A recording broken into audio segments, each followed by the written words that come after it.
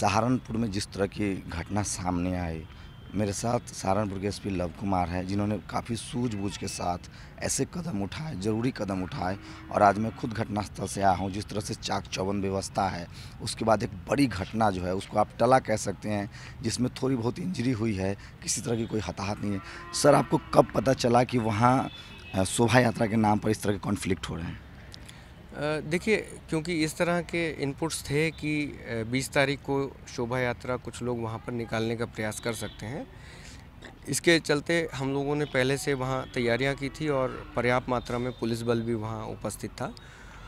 और क्योंकि शोभा यात्रा की अनुमति नहीं थी, इसलिए उसको वहाँ पर रोकने का प्रयास भी किया गया और रोका भी गया। और मुझे लगता है कि क्योंकि अनुमति नहीं थी, तो ऐसे में शोभा यात्रा को रोका जाना उचित था और वो जस्टिफाइड था, इसलिए हम लोगों ने वो किया। एक सर, मैं वहाँ से लोगों से भी बात की है, तो गांव वालों का कहना है कि जो खासकर दलित समाज के हैं, कि हमारी तरफ से कोई रिक्वेस्ट नहीं डाली गई थी प्रशासन से। आपके जानकारी में है कोई इस तरह की आवेदन दी गई थी कि हमें शोभा यात्रा निकालने की अनुमति दी जाए? और अगर दी गई थी तो वो कौन लोग थे? देखिए, शोभा यात्रा निकालने के लिए ये बात सही है, जिस व्यक्ति ने परमिशन मांगी थी, बाद में हम लोगों ने वेरीफाई किया कि वो व्यक्ति भी संभवतः उस गांव का नहीं रहने वाला था। और जो हम लोगों के संज्ञान में आया कि जो गांव के अधिकतर लोग हैं, वो बिना प्रशासन की अनुमति के शोभा यात्रा निकालने के पक्ष में नहीं थे।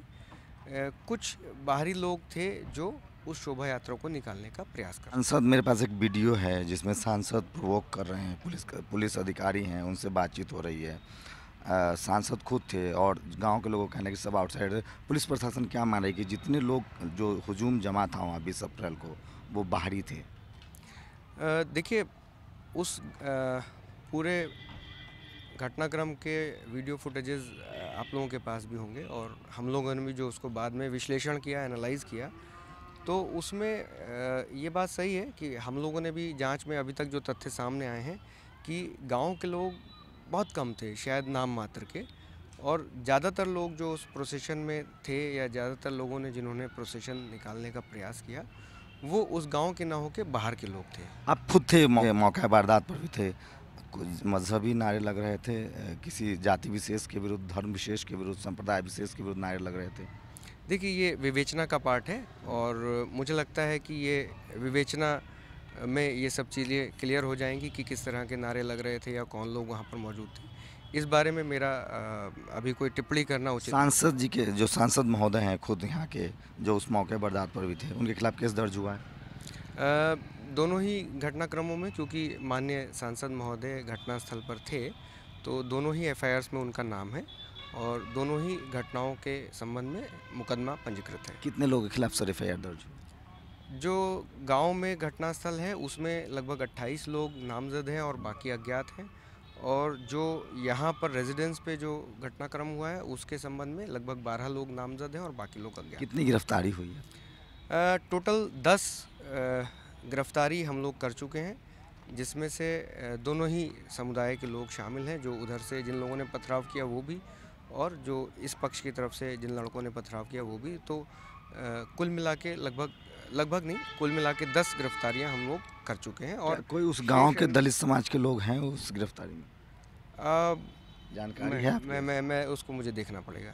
सर, एक जो जिस तरह से पूरे मेन स्ट्रीम मीडिया में, पूरे देश में इस बात की चर्चा है कि जिस तरह से आपके आवास पर आके उपद्रव हुआ, और उसके बाद क्या कोई पॉलिटिकल दबाव है आपके ऊपर कार्रवाई करने के लिए? नहीं, देखिए, ये मैं आप लोगों को पहले क्लियर कर दूं कि किसी तरह का कोई दबाव मेरे ऊपर नहीं है। और ये शासन के सीधे सीधे निर्देश हैं, माननीय मुख्यमंत्री जी के भी और पुलिस महानिदेशक महोदय के भी, कि किसी भी तरह के दबाव में हम लोग कोई कार्रवाई नहीं करेंगे। जो सत्य है, जो सच्चाई है, उसके क्रम में सारे तथ्यों को विवेचना में सम्मिलित करते हुए कार्रवाई की जाएगी। किसी भी तरह का प्रेशर ना तो है और ना ही आगे होने की कोई आपके आवास पर जो मूव अटैक हुआ, उसके बारे में क्या जानकारी है? जो सांसद हैं, वर्तमान सांसद है, जो उस मामले में अभियुक्त भी हैं, क्या वो भी थे उस समय आपके कोठी पर जब इस तरह के उपद्रव हुए? बताया कि दोनों घटनाक्रम में उनकी मौजूदगी थी और दोनों ही एफआईआर्स में सर उनके नाम थे। आखिरी सवाल सर कि क्या आप जो पूरी घटना थी उसमें सबसे ज़्यादा बाहरी लोग थे जो अंबेडकर के नाम पर शोभा यात्रा निकाल रहे थे? अ, मेरे ख्याल से ये एक राजनीतिक मुद्दा है, इस पे मेरा टिप्पणी करना उचित नहीं होगा। तो ये थे सहारनपुर के एसपी लव कुमार जो जिस तरह से इन्होंने सख्ती दिखाई दोनों तरफ से, जिस तरह से कंट्रोल किया इन्होंने, ये जो बड़ी घटना हो सके वो घटना है वो टल गया है।